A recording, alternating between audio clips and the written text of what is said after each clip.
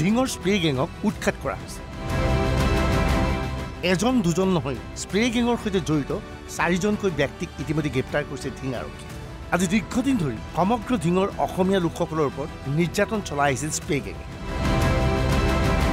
spray গেঙৰ বিতং কাহিনী জানিব আজি 8 মাহ ধৰি ঢিঙত সন্ত্ৰাসৰ সৃষ্টি কৰি আহিছিল স্প্ৰে গেঙে নিশা অসমীয়া লোকৰ বাসগৃহত এই গেঙে অভিযান চলায় ভেণ্টিলেটৰ খিৰিকী আদিৰে স্প্ৰে গেঙে ঘৰৰ ভিতৰত বিশেষ স্প্ৰে কৰে লগে লগে সংজ্ঞাহীন হৈ পৰে ঘৰৰ লোকসকল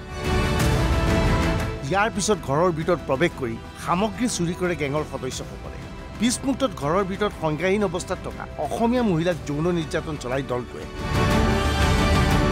সমাজৰ ভয়ত এই কথাবোৰ লুকুৱাই ৰাখে অধিকাংশ অসমীয়া পৰিয়াল এই পৰ্যন্ত আৰক্ষী থানাত কেৱল 4টা গোচৰ ৰুজু হৈছে যদিও ঘটনা সংঘটিত হৈছে যথেষ্ট স্প্ৰে গেঙে কেৱল অভিযান চলাই অসমীয়া পৰিয়ালৰ ঘৰত এই ঘটনাক কেন্দ্ৰ কৰি আতংকৰ সৃষ্টি হৈছে ঢিঙৰ অসমীয়া পৰিয়ালৰ মাজত ইতিমধ্যে এই ঘটনাক কেন্দ্ৰ কৰি ঢিঙত প্ৰতিবাদো হৈছে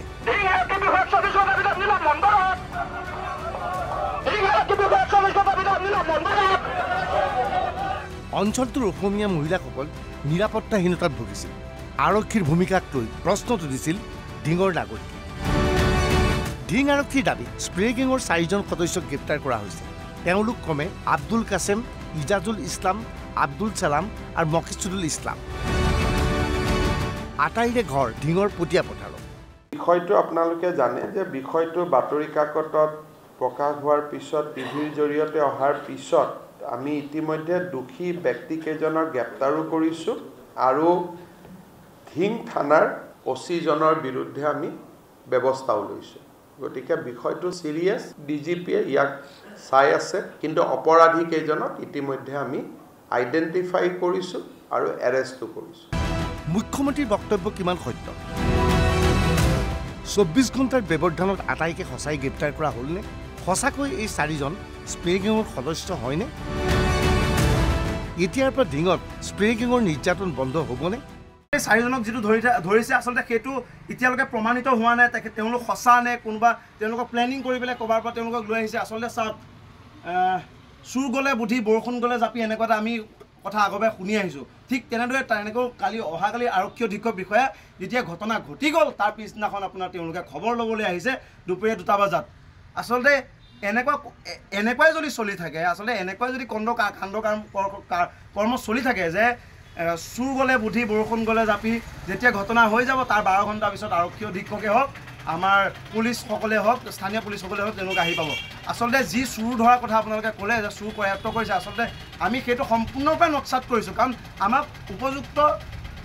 যুক্তি তৰ্কৰ প্ৰমাণ সহকাৰে ঢিংবাসী ৰাইজক জনাব লাগিব যে তেওঁলোকক ধৰিলোঁ তেওঁলোকক পাইছোঁ আমি তাৰে গেঙৰ 4জনক পাইছোঁ আৰু এই গেঙে এতিয়া লাহে লাহে সন্ত্ৰাস কমাব এইখিনি সময়তেই ঢিং আৰক্ষী চকীৰ ভাৰপ্ৰাপ্ত বিষয়াগৰাকীক বদলি কৰা হৈছে এই বিষয়াগৰাকীৰ বদলীকৰণৰ দাবী উত্থাপন কৰিছিল ঢিঙৰ বিভিন্ন সংগঠনে মাজমজিয়াত যি পথ অৱৰোধ কাৰ্যসূচী তীব্ৰভাৱে হয় সেই কাৰ্যসূচী সন্মুখী কৰে নগাঁৱৰ সন্মানীয় অতিৰিক্ত আৰক্ষী অধীক্ষক বিষয়া আৰু তেখেতে আমাক কথা দি যায় যে অহা 24 ঘণ্টাৰ ভিতৰত এই অকমান্য অধ্যক্ষ তুষাৰজ্যোতি বৰা নামৰ যি অধ্যক্ষ আৰক্ষী বিষয়াগৰাকী আছিলে তেখেতক বদলীকৰণ কৰিব আৰু সেই মৰ্মে তেখেতে আমাক কথা ৰাখি নগাঁও আৰক্ষী বিষয়াগৰাকীয়ে সেও মানি তেখেতক ঢিঙৰ পৰা সন্ধিয়াৰ ভিতৰত তেখেতসকলে বদলীকৰণ কৰে আৰু এবাৰ এই গাড়ীখনলৈ মন কৰক এইদৰে ভাৰপ্ৰাপ্ত আৰক্ষী বিষয়াজনে নিজৰ সা সামগ্ৰী লৈ ঢিঙৰ পৰা বদলি হৈছে ব্যুৰ ৰিপৰ্ট NB News